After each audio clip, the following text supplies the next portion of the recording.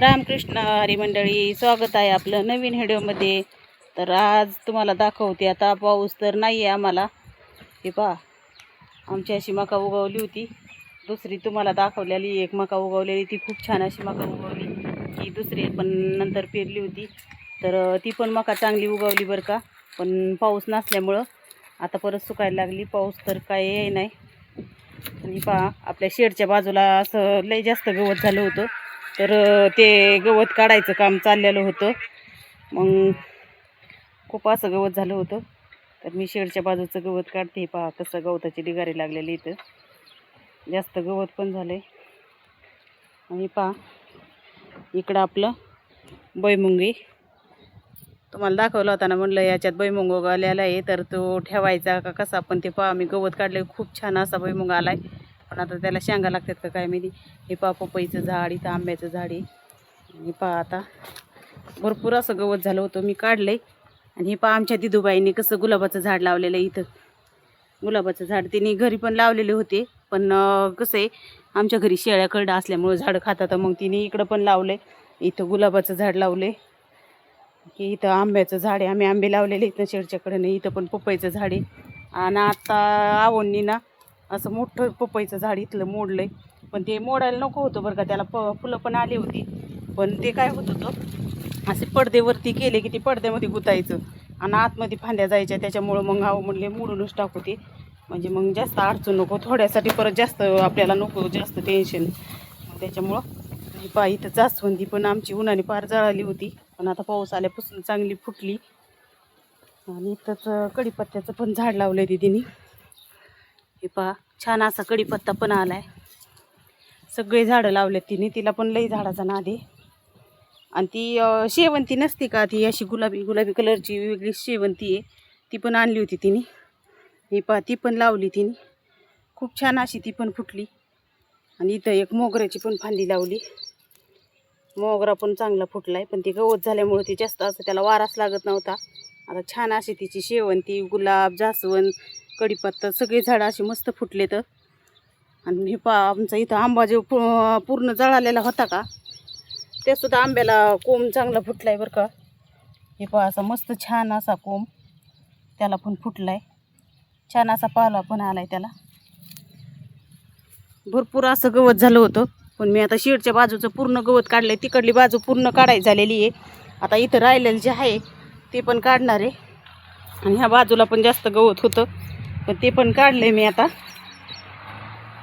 ते पहा, आता झाडं पण असे मस्त छान पावसापासून आले. तर पहा, गुलाबाचं झाड, आणि त्याला आता कळ्या पण लागल्यात. आणि मस्त असं पपईचं पण झाड आलंय आपलं. पहा आमचा चिंट्या, मी दिवसभर गवत काढते ना, तर माझ्या समोर समोर मी जसं हे पहा, आता माझं इकडनं गवत काढीत आलते, अशी गवत काढत चालले होते. तर मी इथं गवत काढते, ते पुढं समोर जाऊन बसतोय. म्हणजे मी तिथं गेले की तो अजून पुढं जाऊन बसतोय. दिवसभर मला सोबत असतो तो, आणि बंटी पण असतो. पण तो आता मुलं आलेत म्हणून मुलाच्या मागं घरी गेलाय. आणि हे पहा, दिवसभर हे दोघं पण माझ्यासोबत असते. तर प्रत्येक खेड्यामध्ये तुम्ही म्हणता तयार असतेच ते. पण ते पहा, म्हणजे ते मी रानात निघाले की लगेच मी शर्ट आपलं डोक्यात स्कार्फ शर्ट घेतलं की लगेच ते माझ्या पुढं, त्यांना कळतात ही रानात चाले, माझ्या पुढं लगेच कसं बसलाय.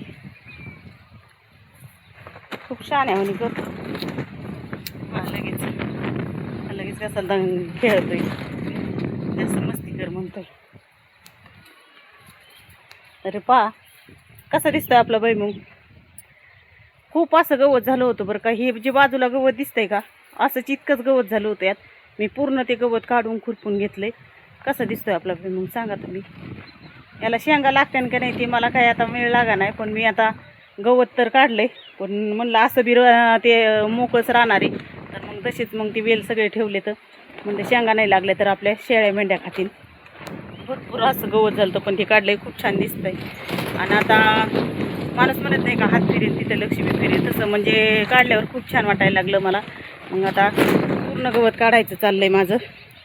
तर सगळं गवत काढून झाल्यावर मी पूर्ण रानात आता इथं हे जे आंब्याचे त्याचे झाडं आहेत ना, तर याच्यात मी असं म्हणजे वांग्याचे, टोमॅटोचे, परत असे गवार, भेंडी, प्रत्येक एका एका आळ्यामध्ये असं थोडं थोडं माळवं पण लावणार आहे.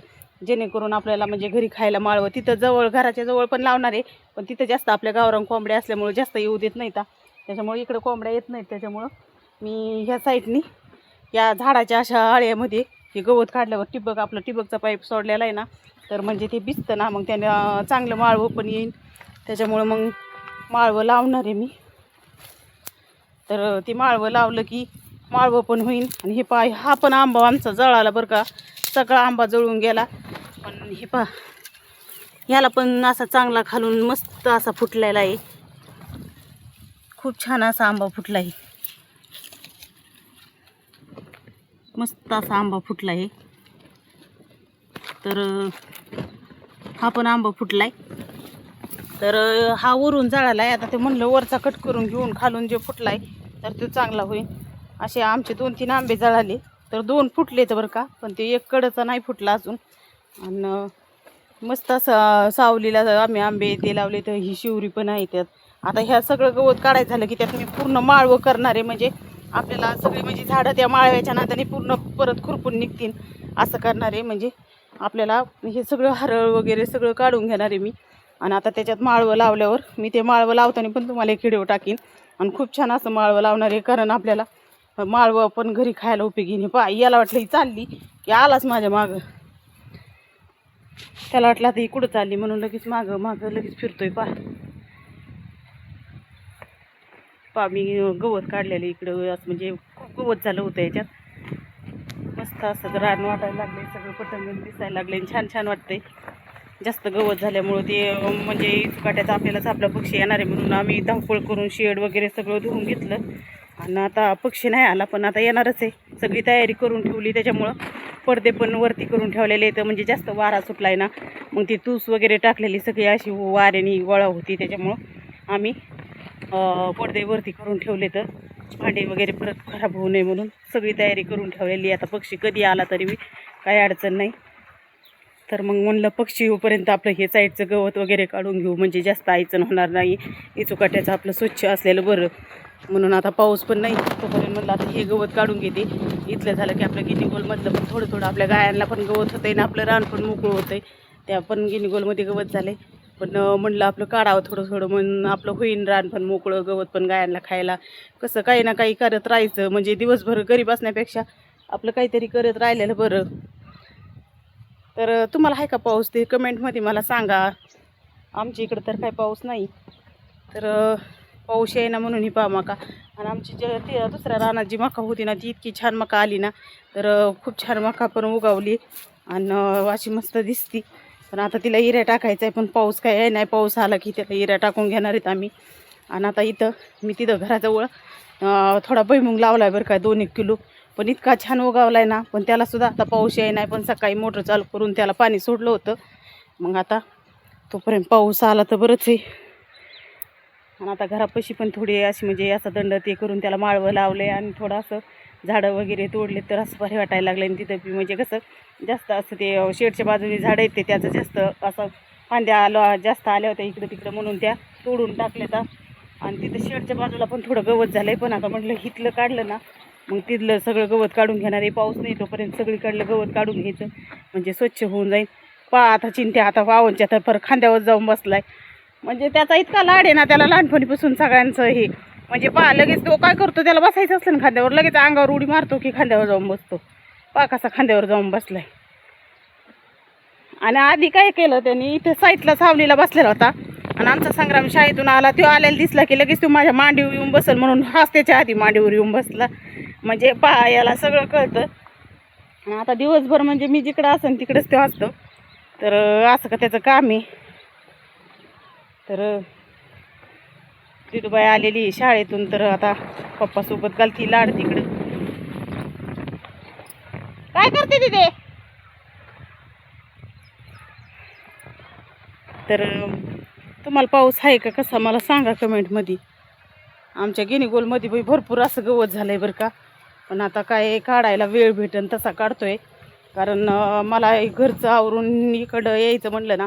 हे दिदी पाय तुझी झाडं किती छान आले. तर वाचेन त्या आमची दिदीबाई सारखी येऊन बघत असे का, तर मम्मी तू घरी शेळ्या ते खात्यात तुझे झाडं, माझ्या शेळ्यांनी सगळे झाडं खाऊन घेतले म्हणून तिने इकडं पण झाडं लावले. तर तिला लय फुलांची त्याची आवडते झाडं. दारात मोगरा वगैरे सगळे देवपूजाला लागतात म्हणून आम्ही दारात पण लावलेले. तर कसं इकडे येऊन पटकन न्यायला होत नाही म्हणून आपलं दारात ती पटकन तोडतो आणि घेतो.